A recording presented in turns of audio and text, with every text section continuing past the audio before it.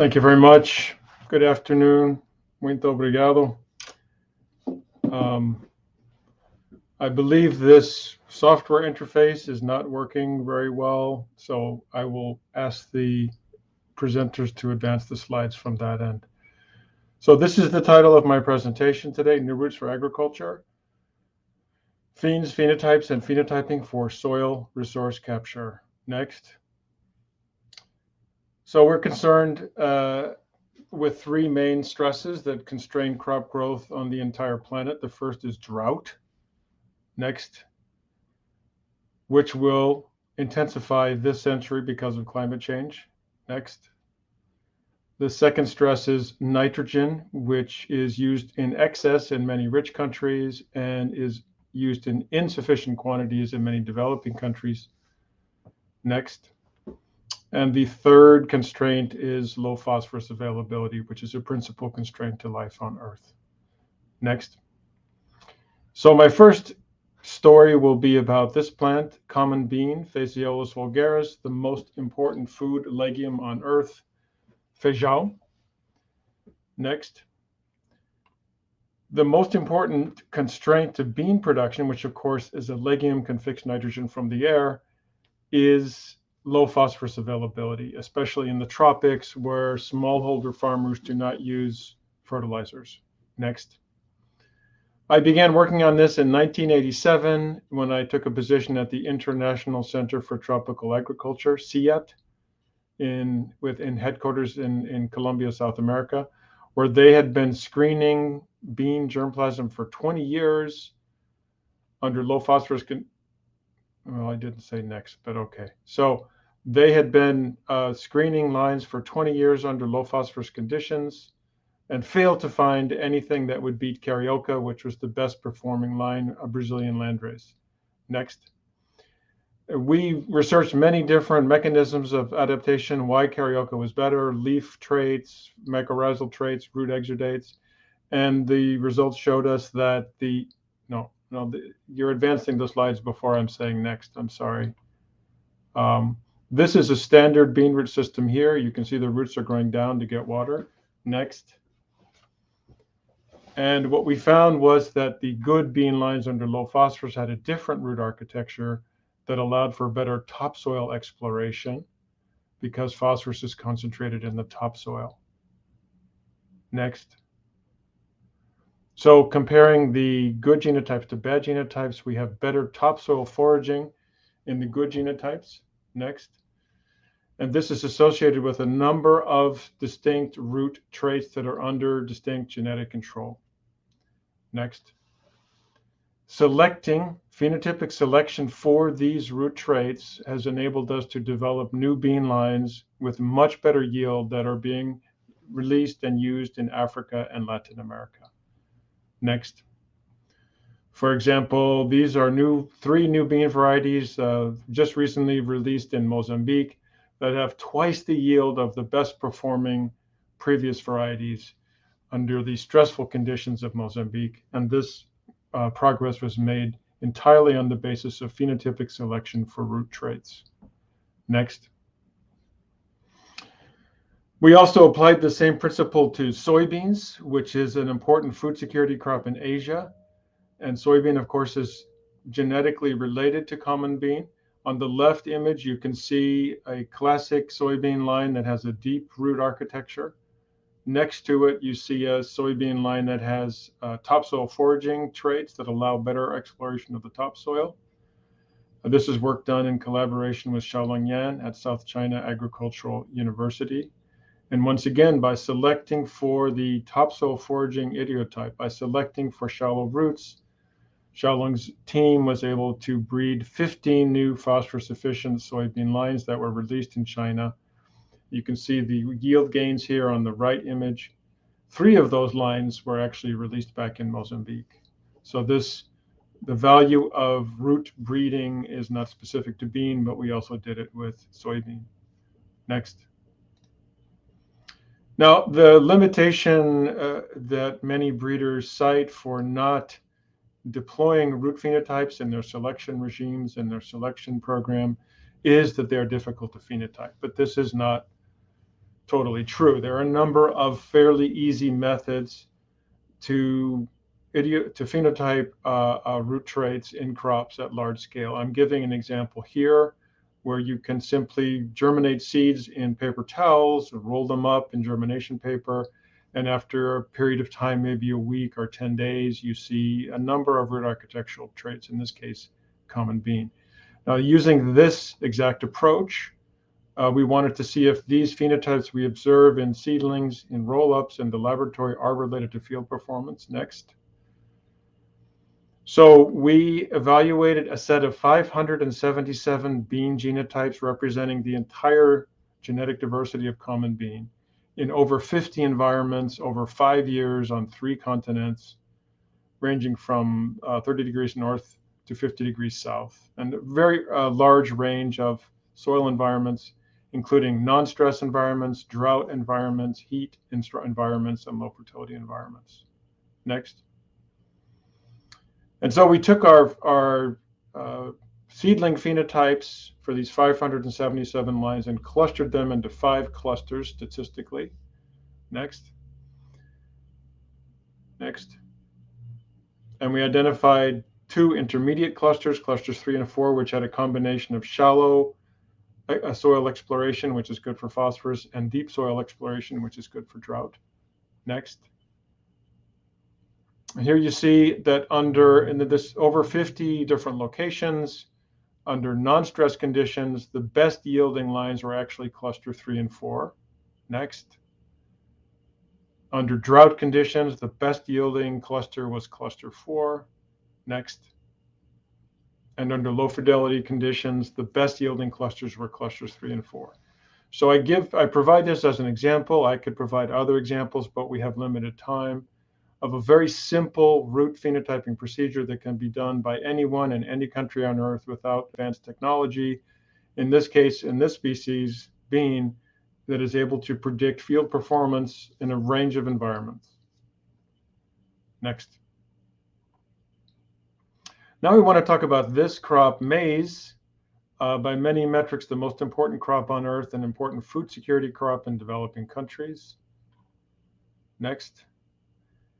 This table summarizes some of the yield gains we have reported just in our lab for how different anatomical and architectural phenotypes are related to yield gains under stress. And you can see we have an example. We have 7 different phenes. A phene is to phenotype, as gene is to genotype. And under drought, under nitrogen stress, and the low phosphorus stress. Next. And you can see I highlight here in yellow some of the very large yield gains we're observing. This is a % increase in yield under stress caused by this phenotype. And I'll give you a few examples now. Now, I gave you an example in bean of how phosphorus capture is promoted by topsoil foraging because phosphorus is located in the topsoil. But water, of course, is generally in the subsoil. It tends to be a deeper source. Next. And nitrogen is also a deeper source. This is a simulation of 3 maize plants growing in the field in Pennsylvania. And the red color shows you nitrate as it's moving down through the soil because of rainfall. So nitrogen also tends to be a deep resource. Next.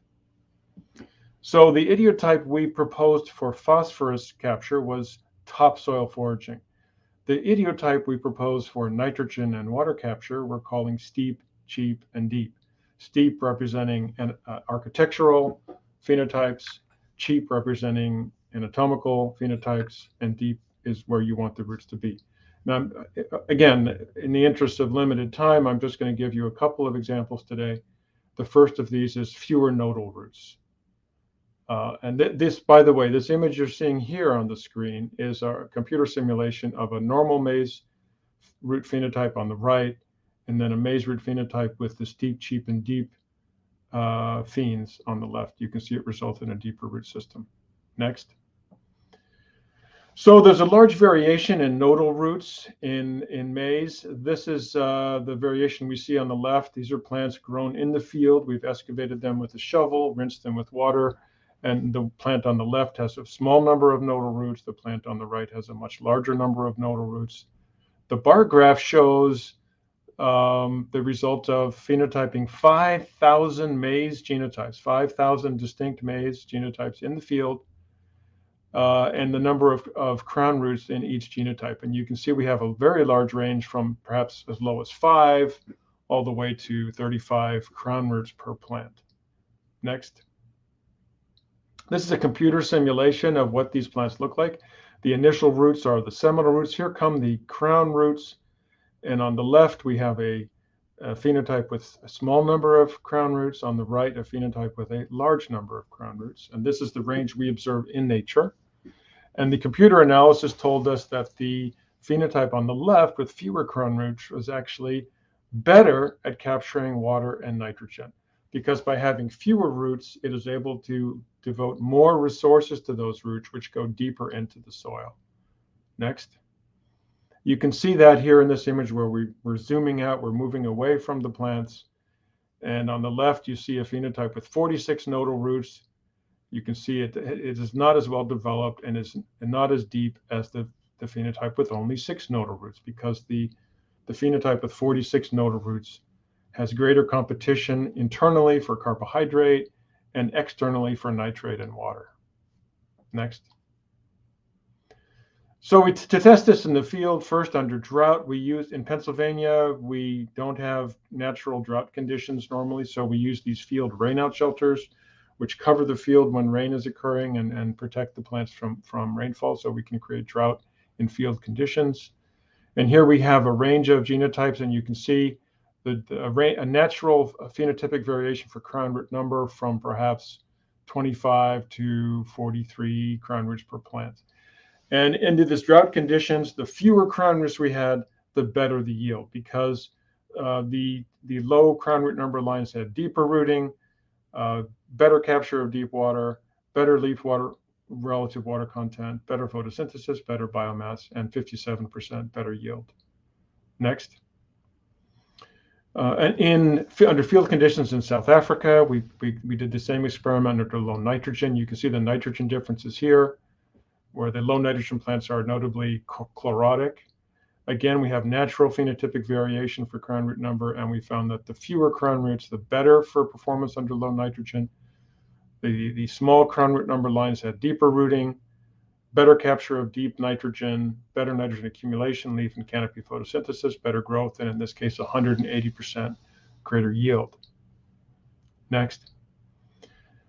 Now, with phosphorus, as we discussed before, phosphorus is located in the topsoil. So in this case, having more crown roots is better, unlike nitrogen and water stress. So you can see under low phosphorus conditions, greater crown root number was associated with better yield, in this case, 120% more yield. Next. Now, another component of Steep, Cheap, and Deep I want to present is reduced root respiration. Next. So this is an image of an actual maize root excavated in the field, and we've used laser ablation tomography to image it. The green areas are air spaces. This is parenchyma. This is where living tissue has been converted to airspace through programmed cell death. Next. Here you see an example of 2 maize lines that are actually recombinant inbred lines from the same 2 parents. So these have the same genetic background. And on the left, you have an intact cortex. This plant has not made parenchyma. And on the right, you have a plant that has converted a lot of its cortical tissue into airspace. And we hypothesized that by converting living tissue to airspace, you've significantly reduced the nitrogen and phosphorus and carbon cost of that root tissue, which should benefit plants under stress. That was the hypothesis. Next. So we used SimRoot, our simulation model, to test this. Here we have a maize root system with parenchyma shown as pseudocolor, more parenchyma in red. The model knows how parenchyma affects respiration and how the roots are acquiring nitrogen and water and phosphorus, etc. Next. As you can see now, in this case, we're only varying one thing. These are identical root phenotypes with the exception of parenchyma. On the left, we have no parenchyma. On the right, we have a normal amount of parenchyma in a low phosphorus environment. And the model tells us that in a low phosphorus environment, parenchyma benefits plant growth because each unit of root requires less phosphorus, is able to extend further into the soil, acquire more phosphorus, which leads to more photosynthesis and overall a bigger plant. This was a computer simulation. Next. To verify this in the field, here again, field rainout shelters, so we simulate drought. Next. And we found that the higher-rankoma lines, next, had much better yield under drought. See a water stress on the top part of the panel on the right, well watered on the bottom part of the panel. We found that these are lines that are related to each other genetically, but the lines with more rankoma had less respiration, as we predicted. They had much deeper roots, better water content, better growth, and in this study, 800% more yield under drought. Next. Now, we confirmed this under more realistic conditions on farm in Malawi. We looked at 10 lines in 14 farmers' fields in each of 2 regions of Malawi. It's a natural drought environment. And we did not introduce these lines. We were looking at the maize lines that were being grown by the farmers already. And you can see the picture of some farmers, some maize farmers helping us phenotype these plants. So we basically phenotyped the plants they were already growing and came back to those fields at the end of the year to see how they performed in a natural drought environment. And we found that the higher rankoma lines had better water content, better biomass, in between 78 and 143% more yield under drought. Next. We also saw benefits of rankoma for nitrogen. This is once again our nitrogen fields in South Africa.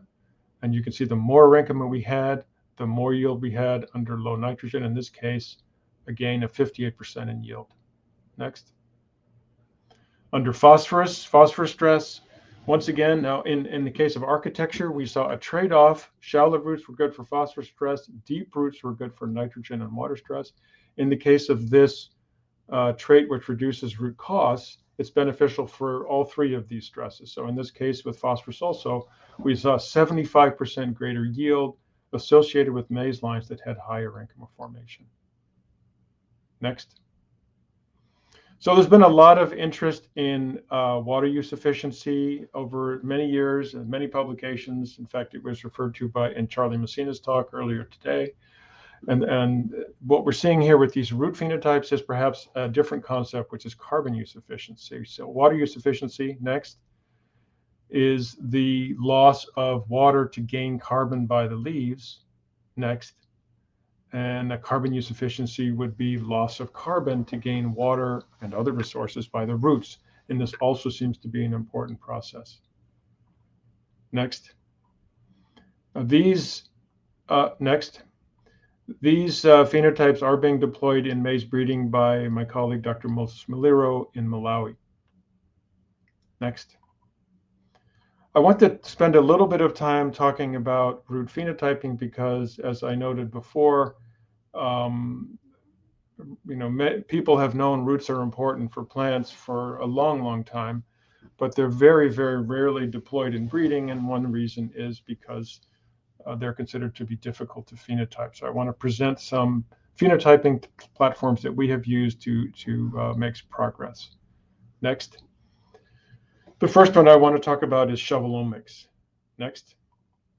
Shovelomics is basically taking a shovel, excavating the root crown, just the crown of the root, not all the root system, rinsing it in water and observing the image. And initially, we just visually observed the image and gave it a visual score on different metrics.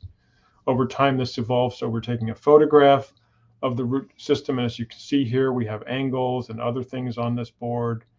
And then now we have software that does this automatically. Next. That software was led by Alex Bush. It's called DIRT, Digital Imaging of Root Traits. So basically, you take a photograph with a cell phone or a camera of your root crown with a scale, such as a coin or something of a known area, with the scale marker. When you have time, upload that to the internet, to this DIRT site, and at no cost to you, you'll get back a whole series of metrics about this root architecture. Next. Let me give you an example of how this works. So this is crown root angle, the growth angle of crown roots in the field of maize plants. And once again, you can see large phenotypic variation from very steep on the right to very shallow on the left. Next. So we phenotype, this is the crown root angle of 5,000 maize genotypes in the field. You can see very steep to very shallow. Next. So Hannah Schneider led this work. So we phenotyped 480 genotypes of a diversity panel over 4 years at our site in South Africa. Next. Using this phenotypic data, we compared it to genotypic data and identified regions of the maize genome that were associated with this phenotype. In this case, we have a significant locus on chromosome 1 with root angle. Next. We know that this location is associated with a gene that is expressed in maize roots. Next. And we created found a mutant for this gene, CYPK15. We can see that the mutant has a different growth angle than the wild type. It's steeper. In the lab and in the field, it's steeper. Under low nitrogen and drought, it's steeper. Next. Next. There we go. So OpenSIMRIT, using our modeling platform, showed us that that steeper phenotype of the mutant at that one locus should give us better nitrogen capture and better growth under low nitrogen conditions. That's according to a simulation. And then in the field, next, we found that indeed under low nitrogen conditions in the field, measured here as N15 capture in the shoot, under high nitrogen conditions, there was not a significant difference between the mutant and the wild type. But under low nitrogen conditions, we had a significant gain in nitrogen capture and biomass in the field because of this mutation. Now, it's interesting. I was rather surprised that by a single mutation would actually give you better performance under low nitrogen. That's not what I would expect. But I give you this example to indicate that, yes, it is possible with a method as coarse as shovelomics to see genetic variation and, in fact, to identify specific genes of interest. Next. I discussed before that anatomy is important, and we've identified a number of anatomical phenes of interest. I just gave you the example of root cortical parenchyma, but there are others that are of interest. So I want to talk about how you can phenotype root anatomy, and then we call this platform anatomics. Next. So we developed this technology at Penn State, laser ablation tomography. Basically, use a high energy laser to ablate a tissue or a sample as it is moved into the ablation space. Here you see in the lower right a real-time image of a maize root as it's being ablated. Next. And as a result, the tissue itself is destroyed, but now you have a three-dimensional image of what was in that tissue that's suitable for phenotypic analysis. Next.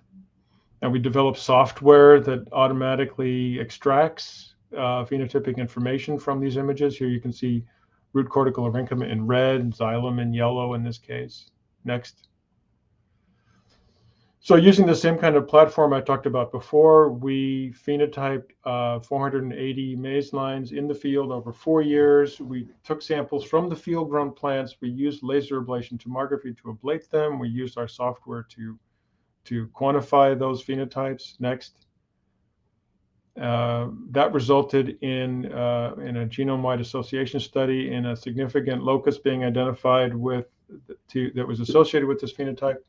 We know that this locus is expressed in the cortex of roots, next, which is where we want it to be. So using overexpression, RNA interference, CRISPR, and a transposon mutants, we show that influencing this gene does affect root cortical parenchyma formation. You can see here B73 is the wild type, that's in gray, and we overexpress this line. This gene is BHLH121. We overexpress it, and we have more RCA formation. If we knock it down with two different RNAi events, we have less root cortical parenchyma formation. Next. If we're using CRISPR, you can see here the wild type is gray, and the CRISPR lines have much less RCA formations. Next. And if we use a transposon mutant, a mu line, you can see that we have knocked down the gene and we've knocked down RCA formation. So this is strong evidence that this gene, ZM BHLH121, is associated with the parenchyma formation in maize. and that field phenotyping, even though the field is a noisy environment, field phenotyping using the anatomics platform is capable of identifying useful phenotypes and even genes. Next. Now I want to talk about leader. Next. Yes. One of the most difficult things to measure in the field is root depth. Shovelomics does not measure root depth. Sometimes roots are down, 2 meters. So it's very difficult to extract these and measure them in any kind of high throughput manner. So in this image, you see Molly Hanlon, who's led this work, holding in her hand an X-ray fluorescence, handheld X-ray fluorescence analyzer, and she's holding up to a rice leaf. And this unit emits X-rays into the tissue, and the reflection of those X-rays, the fluorescence emission of those X-rays, will give you the entire elemental composition of that tissue. All the metals in that tissue will be quantified. Next. So the idea is, if in the field you have a deep-rooted line on the left and a shallow-rooted line on the right, leader, by the way, stands for leaf element accumulation from deep roots. Next. Some elements will be accumulated more in the topsoil, such as phosphorus. Next. Some elements will be found more in the subsoil. Next.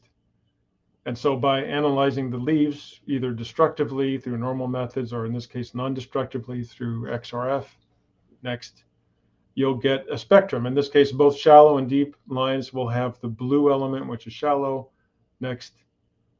But only the deep-rooted line will have the red element. Next. Another option is to implant into the field a tracer, such as strontium, at a given depth, and then you're able to detect that tracer, which means that your plant was able to reach that depth in the soil. Next.